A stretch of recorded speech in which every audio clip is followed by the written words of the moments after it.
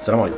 جماهير الزمالك باعلامه باللي بيشجعه كله من امبارح شغالين محللين لمباراه ماتش الاهلي والاسماعيلي، ويقول لك انت ما بتفهمش حاجه عن الكوره وان جمهور الاهلي بيب بيب وكلام رغي وهري على الفاضي. هو حضرتك اسماعيلاوي؟ حضرتك من اسماعيليه صحيح، ما انتوا بتقولوا على بعض ولاد عم، ولما بتيجوا تلعبوا قدام بعض بيحصل هتافات وشتايم ضد بعض ومحدش بيتكلم عنها في الاعلام المصري للاسف. هو حضرتك دلوقتي شغال محامي النادي الاسماعيلي مثلا؟ انت كجمهور الزمالك خليك مع نادي الزمالك، ناديك، مالك انت ومال الاسماعيلي؟ طب النادي ده هيهبط، هم متضايقين عشان النادي بتاعهم هيهبط، ودي حاجه ما تفرحنيش انا كواحد مشجع اهلاوي.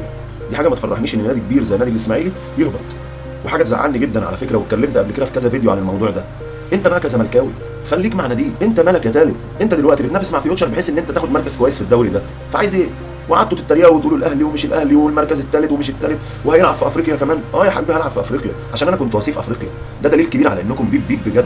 انتوا مش عارفين الكوره مربعه ولا مدوره. والله انا الموسم اللي فات لعبت افريقيا مع اني خسرت الدوري، بس انا رحت افريقيا عشان انا وصيف افريقيا، واللي قبلها كنت بطل افريقيا ولعبت كاس عالم، وانت لسه زي ما انت ما اتحركتش من 100 عقبه، وبتقعدوا بس تتكلموا على الكوره وانتوا والله والله والله ما تعرفوا عنها اي شيء. وبمناسبه الكوره هاند بول مليون في الميه باعتراف اللاعب نفسه وباعتراف باهر المحمدي، راح للحكم قال له يا كابتن جايه في رجله قبل ايده، وده دليل كبير على ان في لعيبه في مصر اقسم بالله بتلعب ومش عارفه يعني ايه كوره قدم اصلا، وهي شويه سماسره بس اللي مشغلين اللعيبه دي جوه النوادي. اه والله الكوره المصريه ماشيه ببركه ربنا ومتاخره سنين ضوئيه اقسم بالله.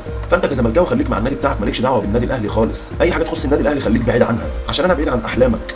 انت لو قعدت سنين ضوئيه كده تفكر مع نفسك مش هتعرف توصل لحتى باب دواليب النادي الاهلي. خليك مع ناديك يا وضيع، يا قزم افريقيا وقزم القاره كلها وقزم مصر، انت نادي وضيع.